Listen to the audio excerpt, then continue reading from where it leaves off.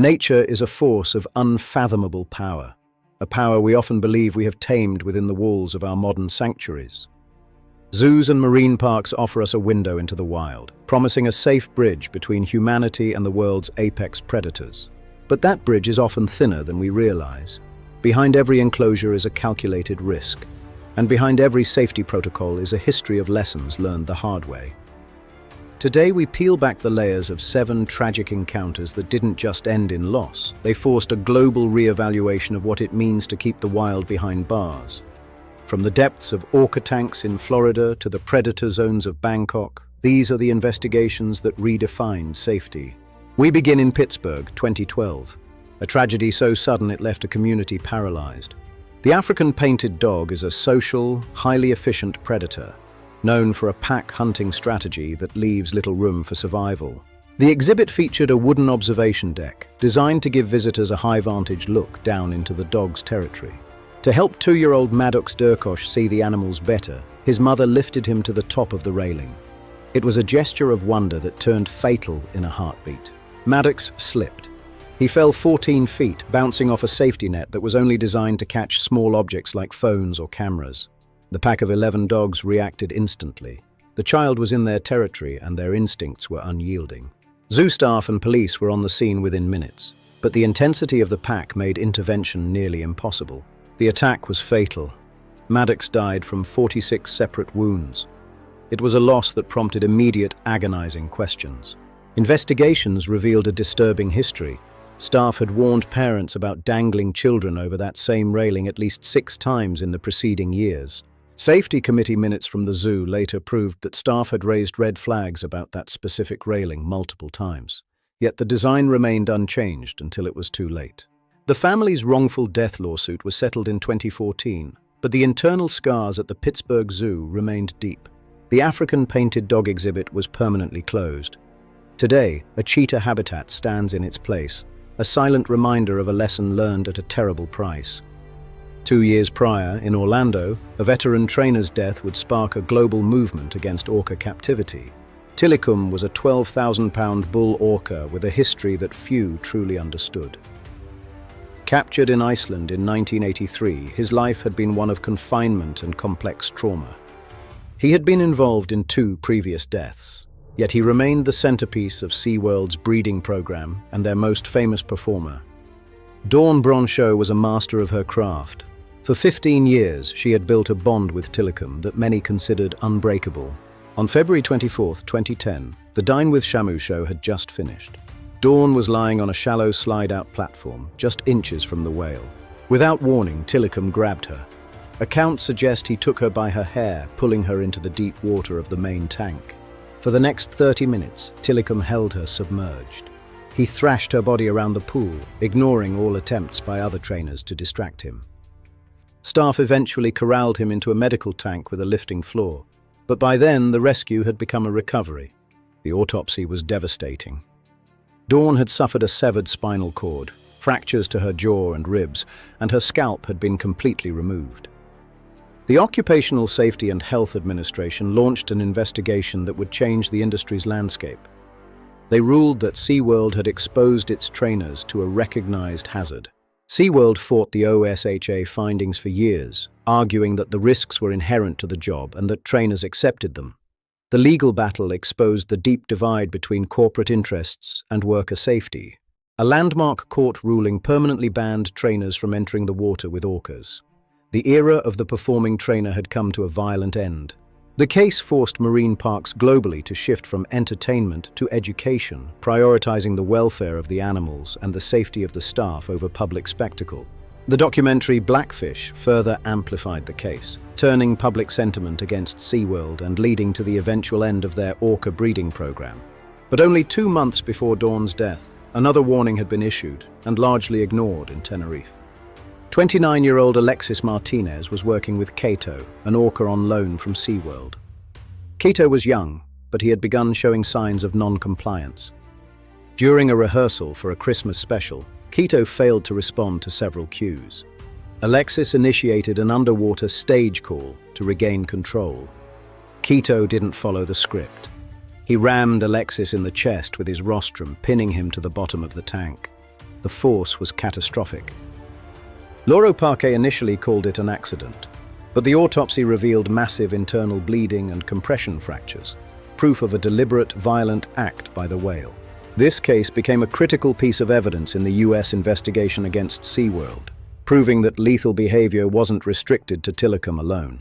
Internal documents later showed that SeaWorld was aware of Quito's erratic behavior before his transfer, yet they allowed the Spanish park to continue water work, a decision that would have fatal consequences.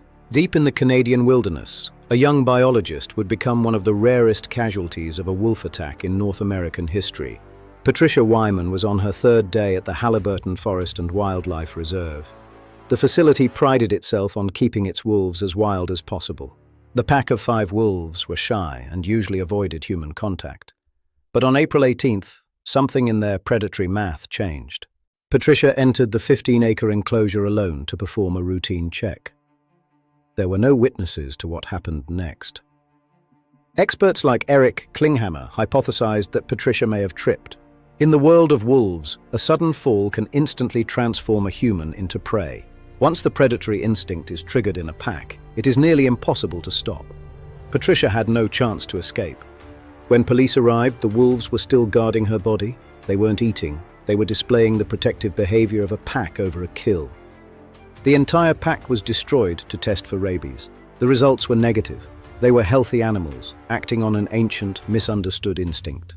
The case remains a haunting outlier in wolf research, a reminder that in the presence of predators, even a single stumble can be a fatal mistake. Wildlife biologists point to this case as proof that even socialized wolves retain their wild predatory sequences, which can be triggered by the slightest human vulnerability. In the quiet countryside of Cambridgeshire, 2017, a headkeeper's routine morning would end in a catastrophic mechanical failure. Rosa King was the heart of Hamerton Zoo. She worked with Sisip, a Malayan tiger, an animal she respected and deeply understood. Malayan tigers are critically endangered, with only a few hundred left in the wild. They are beautiful, powerful, and utterly lethal. On the morning of May 29th, Rosa entered the tiger paddock to clean the viewing windows before the zoo opened. It was a routine she had performed countless times. The safety system relied on a series of metal slides to isolate the tigers. But that morning, a slide had been left open. Sisip was not in his night cage. He was in the paddock. The attack was instant and overwhelming. Rosa suffered injuries to her neck and spine that left her immediately paralyzed and unable to fight back. A visitor spotted her body through the viewing glass and raised the alarm. But for Rosa, there was no chance for rescue. An inquest in 2019 ruled the death an accident. The investigation found no mechanical fault with the gates. The tragedy was the result of a single human error. The case highlighted a fatal flaw in zoo safety, a system that depended entirely on a person's memory rather than mechanical interlocks. Many zoos have since upgraded their systems. The inquest detailed how the zoo's reliance on human vigilance was a systemic failure.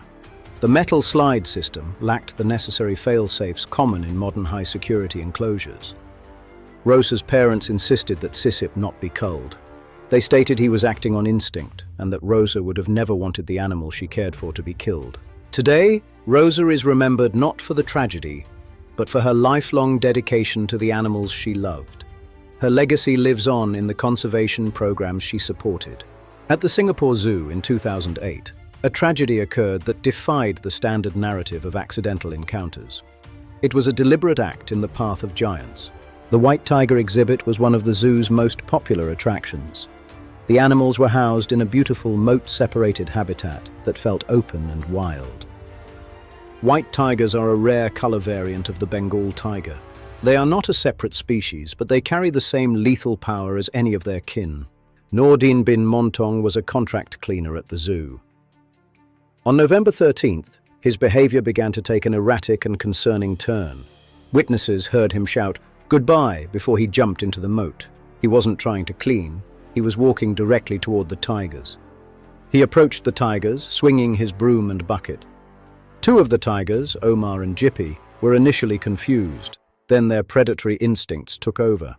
Onlookers watched in horror as the tigers mauled him. Despite the efforts of zoo staff to distract the animals with long poles and shouts, Nordin could not be saved. A state coroner's inquest in 2009 ruled the death an accident. The investigation concluded that Nordin had deliberately placed himself in the tiger's path. The tigers were not euthanized. The zoo emphasized that they were reacting to a direct provocation in their territory, an act of nature in an artificial world.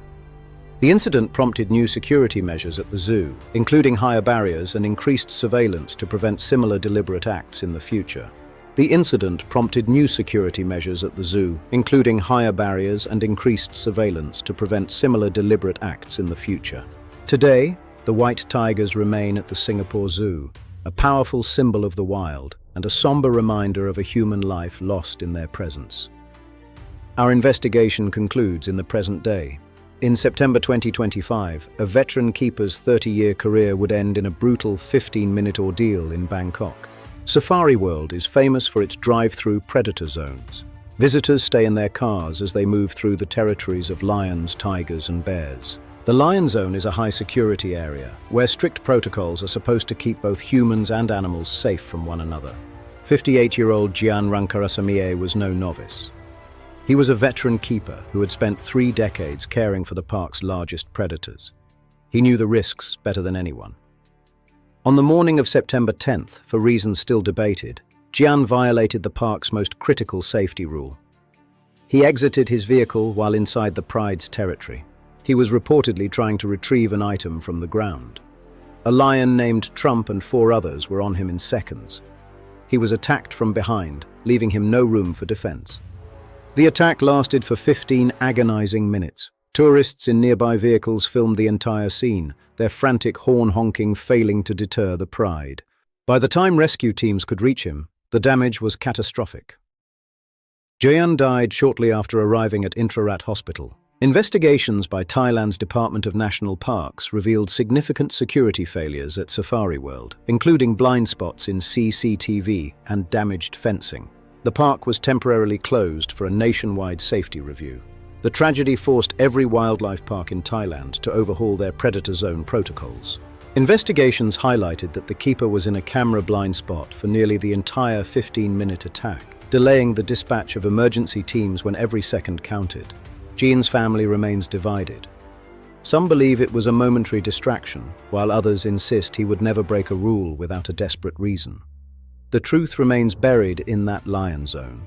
The tragedy sparked a nationwide audit of all drive-through safaris in Thailand, leading to mandatory double-gate systems and real-time GPS tracking for all keeper vehicles. His death is a stark reminder that even 30 years of experience cannot protect one from a single moment of vulnerability in the wild. 7 cases, 7 tragedies. From the smallest slip on an observation deck to a veteran's fatal choice in a lion zone. Each of these lives lost became a catalyst for change. Mechanical locks replaced human memory. Waterwork was banned. Surveillance became absolute. From Ontario to Bangkok, the path to safety has been paved with tragedy. Each case has contributed to a global standard that prioritizes absolute containment over proximity. As our understanding of animal psychology and safety systems evolves, the question remains, can we truly tame the risks of curiosity? We continue to watch, to study, and to wonder. But we do so now with a profound respect for the line that separates our world from theirs. We are left with an ethical paradox. Our desire to protect these species requires us to hold them, yet holding them requires a level of control that nature will always challenge. For in the presence of nature's unbound power, there is no such thing as a small mistake. We remember those who paid the ultimate price for our window into the wild,